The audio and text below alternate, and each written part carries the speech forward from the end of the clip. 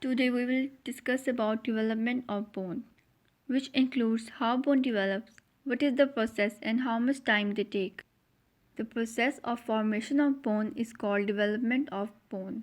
The other or more specific term for development of bone we can use is ossification or osteogenesis. The word ossification is combination of two words, os and fication. The word os will always represent bone and fication means formation. Bone is a osseous tissue. What does it mean? It means bones are not in the same form or shape from the start. They develop or ossify from other tissues. Our next question is how bones ossify. Initially, when mother conceives, bones are formed in the womb by cartilage or connective tissue. Now, if we talk about more specific definition from above discussion, then it will be the process of formation of bone by hyaline cartilage or fibrous connective tissue. The process of bone ossification starts from 8 weeks of gestation and end at almost 21 years of life. Bones are mesodermal in origin. Mesoderm is a germ layer from which bones form. Now we will talk about types of bone cells. These cells help in bone formation. There are three types of bone cells. These are osteoblast, osteocyte and osteoclast. Starting from osteoblast, these are bone forming cells. They help in bone formation in their own matrix and become mature. Mature osteoblasts are called osteocytes. They help in maintaining bone. And the third one is osteoclast. They help in breakage or resorption of bone. Why bone breakage is important? This is important for maintaining bone shape and for removing extra callus. Callus is the excess growth of bone, for example, which can occur after fracture. Now we will talk about types of ossification. There are two types of ossification based on their source of development. Either they develop from hyaline cartilage or from fibrous membrane. So this two type of ossification is intramembranous ossification and endochondral ossification. Now we will discuss about intramembranous ossification in detail. Process of formation of bone by fibrous connective tissue is called intramembranous ossification. During embryonic life, intramembranous ossification starts. Mostly flat bones of body are formed by this method of ossification. In this ossification, bones use fibrous connective tissue as a model for their formation. There is a fibrous connective tissue which contains mesenchymal cells. These mesenchymal cells come together and replicate. These cells first differentiate into osteogenic cells.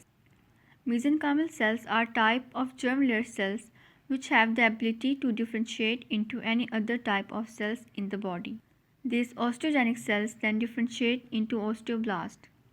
These osteoblasts in the center gather together and form ossification center where ossification starts. So summary of first stage is mesenchymal cells appear in the center, then differentiate into osteoblast and form ossification center. In the second stage, osteoblast cells secrete organic and inorganic matrix of bone. First, they secrete organic matrix of bone which is called osteoid. So at this time it is called unmineralized bone because it does not contain any minerals. Now the osteoid will secrete organic substances like hydroxyl apatite, collagen and other proteins. These are minerals of calcium. Hydroxyl apatite is a hard substance which accumulate around the osteoblast in the center and become impermeable to nutrients. Then this osteoblast, which is trapped by hydroxyl apatite in the center, will differentiate into osteocyte. The space which is formed around osteoblast in the center by hydroxyl apatite is called lacuna. The osteoblasts which are present around the central osteocyte do not get trapped in the hydroxyl apatite. So summary of second stage, osteoid is secreted by osteoblast, secrete organic substances. Osteoblasts mature into osteocyte and lacuna is formed. In the third stage, osteoblasts which are present at the site begin to line up on the surface, which will increase the size, and osteocytes which are present in the center will form spongy bone. Some residual mesenchymal cells will form blood vessels.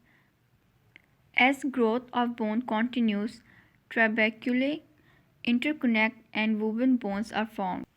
Summary of third stage is trabecular matrix and periosteum form, compact bones develop superficially to the spongy bone, and crowded blood vessels condense into bone marrow. So we have discussed about intramembranous ossification. Now we move forward to endochondral ossification. What does endochondral mean? The word endochondral is a combination of two words. Endo means inside and chondral means cartilage. So this means the process of formation of bone within or by cartilage. All bones of body are formed by this method of ossification except skull bone and clavicle. In endochondral ossification, bone use hyaline cartilage as a model. There is a hyaline cartilage model which contains mesenchymal cells. The outer covering of cartilage is called perichondrium. In the first stage of endochondral ossification, blood vessels enter the cartilage through perichondrium. Then these blood vessels which enter in the cartilage provide nutrients to the mesenchymal cells. These mesenchymal cells, after getting nutrients, differentiate into osteoblast cells.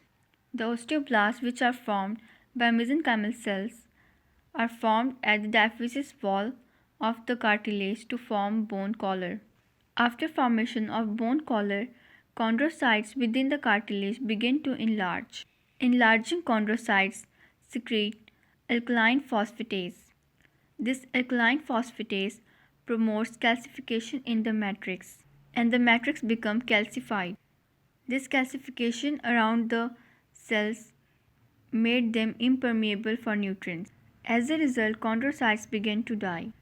These dying chondrocytes form cavity in the center. The death of chondrocytes occurs because they are further away from the blood vessels and are not getting any nutrients from them. So in this way, a deteriorating cavity is formed in the center. Periosteal bud, which contains arteries, veins, and osteogenic cells, invades this cavity and helps in the formation of spongy bone. Arteries and veins supply blood to this center. Osteogenic cells are also called progenitor cells, which help in bone tissue formation. Osteogenic cells contain osteoblast, osteoclast, and osteocyte. Osteoblast in the center will form spongy bone, and osteoclast will not only degrade the hyaline cartilage but also degrade the newly formed spongy bone in the center. So the function of osteoclast is twofold. First they degrade the cartilage and then they degrade newly formed spongy bone. In this way a greater cavity will form in the cartilage model, which is called marrow cavity. The region where periosteal bud invades, osteoblast form spongy bone and osteoclast degrade it. This is called primary ossification center. Some chondrocytes are still present at the epiphyseal ends. These chondrocytes will grow bone. This is called secondary ossification center. It will give length to the bone. Secondary ossification center usually appear after birth. Now at the end of endochondral ossification, bones mature. This mature bone consists of articular cartilage, secondary ossification center, epiphyseal plate, and primary ossification center.